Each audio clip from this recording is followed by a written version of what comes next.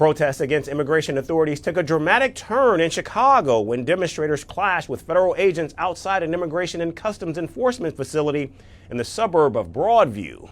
And what began as a rally quickly escalated when protesters surrounded a vehicle approaching the detention center, chanting slogans and blocking its path, forcing agents to respond with tear gas and pepper balls in order to disperse the crowd.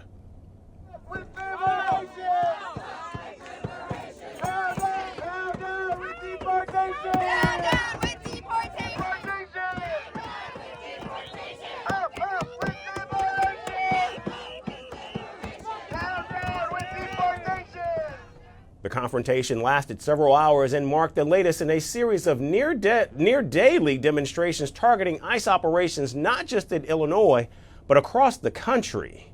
Witnesses said the use of chemical agents was indiscriminate as more than 100 protesters were pushed back, including many who were simply standing near the fence without obstructing traffic.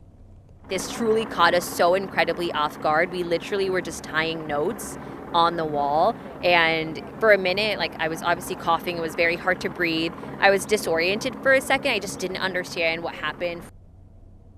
And at the heart of the protest are growing allegations about conditions inside the Broadview facility. Activists claim what was meant to be a short-term processing center has effectively turned into a detention site where as many as 200 people are held at once, some for several days, in a place that lacks showers, proper meals, and even adequate medical access. The clash in Illinois comes against a broader backdrop of escalating federal immigration enforcement fueled by President Donald Trump's orders to strengthen law enforcement presence in major U.S. cities. President Trump on Saturday announced the deployment of federal troops to Portland, Oregon, adding that he's authorized the use of full force if needed to suppress protests targeting immigration detention centers. Now, Oregon has taken the Trump administration to court, calling the federal deployment of the National Guard unlawful. We do not need or want federal troops in Oregon stoking fear, creating conflict, and frankly, escalating a situation that is under control. Any federal takeover with military troops in our state is a threat to communities across Oregon. It violates our right to govern ourselves. It interferes with local law enforcement's ability to fulfill their mission. And frankly, it drains taxpayer resources that could be better spent elsewhere. And again, I communicated that to the president directly. Oregon is our home. It is not a military target. Any deployment would be an abuse of power and a misuse of federal troops. In Portland, a smaller but symbolic protest unfolded outside another ICE facility where demonstrators mocked federal deployment, including a person in a chicken costume. Critics argue that the agency has crossed the line by conducting aggressive raids in heavily Latino neighborhoods, often using unmarked vehicles and masked agents to seize people without warrants. Eyewitness footage circulated showing officers pointing weapons at bystanders.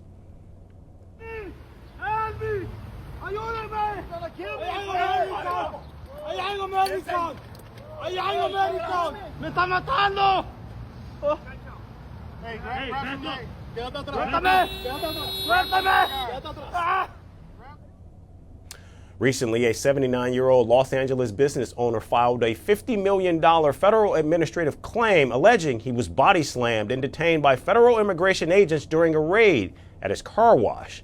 His attorney said he suffered serious injuries and was detained for 12 hours without medical treatment, only to be released without any charges. Last week, a woman was shoved and pushed to the ground by ICE agents at an immigration court. After the incident received intense backlash, an ICE official said that the officer who mishandled the woman had been relieved of his duty. In Boston, another woman with legal immigration status was injured during an ICE raid, according to a local immigrant advocacy group.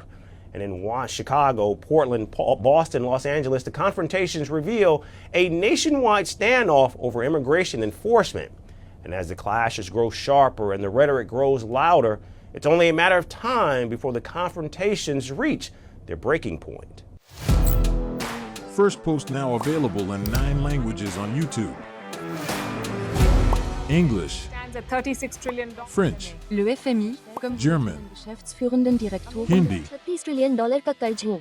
Indonesian, Pemerintah tanpa pemeriksaan. Italian, Skali radikali.